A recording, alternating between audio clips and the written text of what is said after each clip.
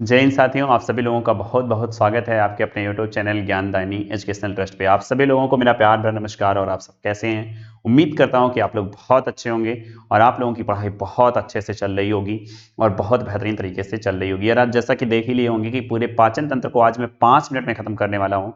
तो बिना देर के हुए मैं आज की क्लास शुरू करता हूँ। और आप जानते हैं सर, पाचन तंत्र का मतलब, पाचन का मतलब क्या होता है? तो आप कहेंगे सर, पाचन का मतलब होता है कि ठोस जटिल भोज्य पदार्थों को तोड़कर, ठीक है, किसमें, छोटे छोटे पदार्थों में बदलना और उनसे क्या लेना, आप कहेंगे उनसे पाचक रस को लेना और उससे एनर्जी को लेना, ये हमारा पाचन तंत्र होता है। ठीक है, पाचन तंत्र के अंदर देखिए, जो पाचन तंत्र होता है ना, पूरे पाचन तंत्र को हम पूरे दो भागों में बांट लेते हैं। एक हमारा आहार नाल होता है और एक हमारा पाचक ग्रंथियां। और देखिए, आहार नाल से एक क्वेश्चन हमेशा बनता है कि आहार नाल कितना है।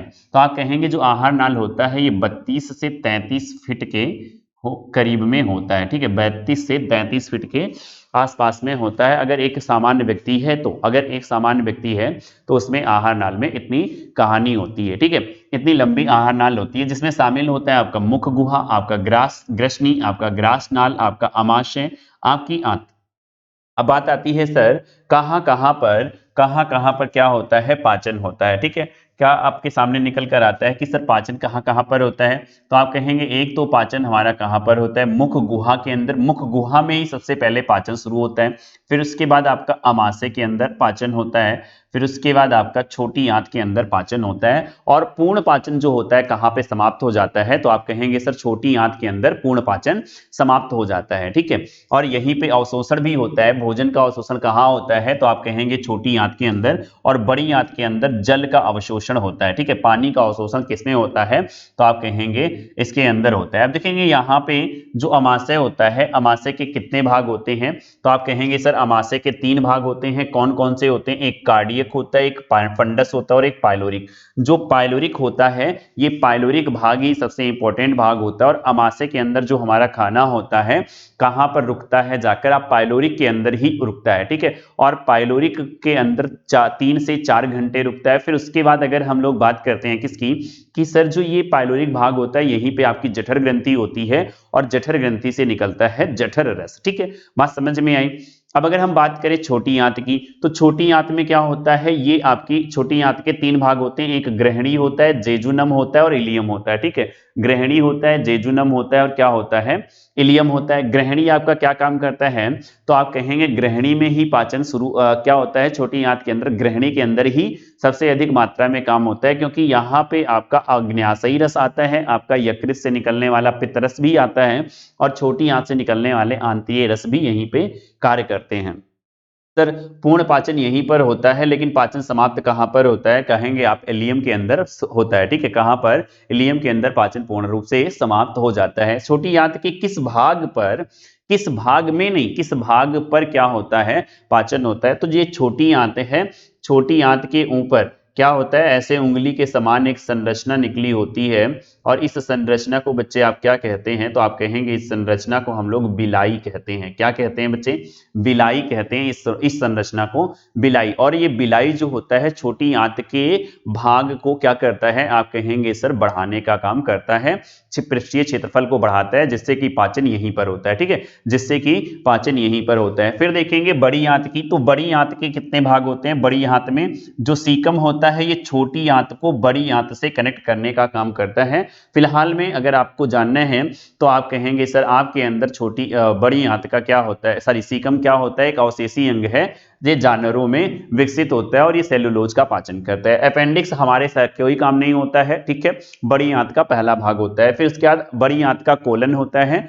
कोलन पे आपके ई कोलाई बैक्टीरिया पाई जाती है जो विटामिन के और विटामिन B12 का पाचन करती है। फिर उसके बाद देखिए जो मलाशय और मलाशय में मल इकट्ठा होता है और मलद्वार के द्वारा क्या होता है? सुबह सुबह हम आप लोग क्या करते हैं? शरीर से बाहर मल को निकाल देते हैं। बात समझ में आई?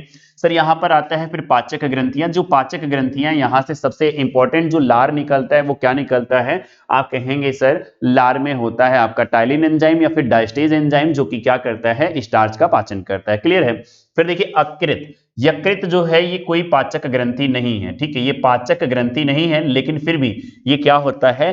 पाचक ग्रंथियों में शामिल रहता है। ठीक है, पाचक ग्रंथियों में शामिल रहता है। अगर आपसे पूछा जाए, ठीक है, कि निम्न में से कौन सा पाचक ग्रंथि नहीं है। अगर उसमें यकृत है तो आप यकृत को लगा सकते हैं, लेकिन अगर इसके अलावा भी कोई ऐसी ग्रंथि है जो पाचक ग्रंथि नहीं है तो आप सबसे पहले उसको टारगेट करेंगे, ठीक है। फिर इसके बाद जठर ग्रंथि जो कि आपके अमाशय के अंदर पाया जाता है। फिर इसके बाद आपका होता है अग्न्याशय, अग्न्याशय से आपका निकलता है अग्न्याशयी रस, चूंकि ये मिश्रित ग्रंथि है। अग्न्याशय कैसी ग्रंथि है? मिश्रित ग्रंथि है। तो यहां से जो मिश्रित ग्रंथि होती है अग्न्याशय पे ही लैंगर-हैंस की द्वीपिका पाई जाती है, ठीक है। अग्न्याशय पे ही क्या पाया जाता है? तो आप कहेंगे सर लैंगर हैंस की द्वीपिका। आपके टेट के पेपर में पूछा गया, ठीक है, द्वीपिका, द्वीपिका पाई जाती है। लैंगर हैंस की द्वीपिका आपके अग्न्याशय पर पाई जाती है, और अग्न्याशय में पाई जाने पे सर यहाँ अग्न्याशय, इसमें लैंगर हैंस की द्वीपिकाओं में अल्फा, बीटा, गामा और पीपी सेल होती है। अल्फा से निकलता है ग्लूकागॉन, और बीटा से निकलता है आपका इंसुलिन, और क्या कहते हैं गामा से निकलता है आपका सोमेटोस्टैटिन हार्मोन्स, और पीपी से निकलता है पॉलीपेप्टाइड। जो आपका क्या होता है ग्लूकागॉन और इंसुलिन, ये ग्लूकोज का ग्लाइकोजन कराती है। और ग्लाइकोजन क्या होता है, कहां पर स्टोर होता है? आप कहेंगे ग्लाइकोजन स्टोर होता है हमारे क्या कहते हैं यकृत के अंदर, ठीक है। बात समझ में आई। फिर आंतरिक ग्रंथियां जो कि आंत में होती हैं, वहां से निकलता है रस। यहां पर देखेंगे मुख गुहा में क्या होता है, आप कहेंगे मुख गुहा में पाचन शुरू होता है। और किसका पाचन होता है? स्टार्च को माल्टोज में बदला जाता है। किसके द्वारा? टाइलिन एंजाइम के द्वारा। सर माल्टोज से स्टार्च में बदला जाता है, लेकिन यहां पे आंशिक पाचन होता है, 30% ही पाचन होता है, इससे ज्यादा पाचन नहीं हो पाता। फिर देखेंगे अमाशय में आपकी जठर ग्रंथियां होती हैं, और जठर ग्रंथियों को एक्टिव करने का काम करता है HCl। अमाशय से ही निकलता है आपका HCl, जो कि खाने को सड़ने से बचाता है और बैक्टीरिया को मारने का काम करता है। और साथ में यहीं से अमाशय से ही एक हार्मोन्स निकलता है जिसे आप लोग कहते हैं गैस्ट्रिन हार्मोन्स, और ये क्या करता है? जठर ग्रंथियों को एक्टिव करने का काम करता है। और जो जठर ग्रंथि है ना, इससे निकलता है पेप्सिन एंजाइम, जो कि प्रोटीन को पेप्टोन और पॉलीपेप्टाइड में बदलता है। प्रोटीन को पेप्टोन और पॉलीपेप्टाइड में बदलता है। और रेनिन निकलता है, रेनिन दुग्ध का पाचन करता है, जो कि दही में परिवर्तित कर देता है। ये बच्चों में अधिक होता है, जबकि वयस्कों में कम मात्रा में पाया जाता है। दुग्ध में कौन सा प्रोटीन होता है? तो केशिन प्रोटीन होता है, ठीक है। और जठर ग्रंथि से एक चीज और निकलता है जो कि एंजाइम नहीं है, जिसे म्यूकस कहते हैं। म्यूकस क्या करता है? HCl से अमाशय की सुरक्षा कराता है, ठीक है। देखिए फिर यकृत से आपका पित्त रस निकलता है। पित्त रस कोई पाचक रस नहीं है, ठीक है। ये खाने को क्षारीय माध्यम से किसमें अम्लीय माध्यम से क्षारीय माध्यम में बदलता है। और वसा का इसका मुख्य कार्य क्या होता है? वसा का पायसीकरण होता है। बात समझ में आई। दूसरी चीज अग्न्याशय। अग्न्याशय की अगर हम बात करें तो अग्न्याशय से निकलता है अग्न्याशयी रस। और अग्न्याशयी रस क्या होता है? आप कहेंगे सर ट्रिप्सिन, अमाइलेज और लाइपेज। ट्रिप्सिन क्या करता है? पेप्टोन को अमीनो अम्ल में बदलता है। अमाइलेज क्या करता है? कार्बोहाइड्रेट का पाचन करता है। और लाइपेज क्या करता है? वसा का अपघटन करता है। लाइपेज क्या करता है बच्चे? वसा का अपघटन करता है। फिर इसके बाद देखेंगे छोटी आंत से निकलता है आपका आंतरीय रस, और आंतरीय रस में होता है इरेप्सिन, अर्जिनेस, माल्टेज, सुक्रेज, लैक्टेज और लाइपेज। इरेप्सिन क्या करता है? पॉलीपेप्टाइड को किसमें बदलता है? आप कहेंगे सर अमीनो अम्ल में बदलता है। अर्जिनेस क्या करता है? अर्जिनिन का पाचन करता है। माल्टेज क्या करता है? माल्टोज को ग्लूकोज में परिवर्तित करता है। सुक्रेज क्या करता है? सुक्रोज का पाचन करता है। और लैक्टोज क्या करता है? लैक्टोज का पाचन करता है। लाइपेज जो है आपका वसा का पाचन करता है। तो ये थे आपके क्या कहते हैं ओवरव्यू, जो आपके पाचन तंत्र से आने वाले क्वेश्चन थे। हालांकि आपकी वीडियो 2-3 मिनट लंबी हो गई है, तो कोई दिक्कत नहीं है। आप लोग बहुत ही अच्छे से इसको देखिएगा और बार बार इसको देखिएगा, आपके पाचन तंत्र से कोई क्वेश्चन गलत नहीं होगा, मैं इसकी गारंटी लेता हूं। आप लोगों से एक उम्मीद करता हूं कि आप लोग इस पूरी वीडियो को देख रहे हैं, और इस वीडियो को देखने के बाद आप क्या करेंगे?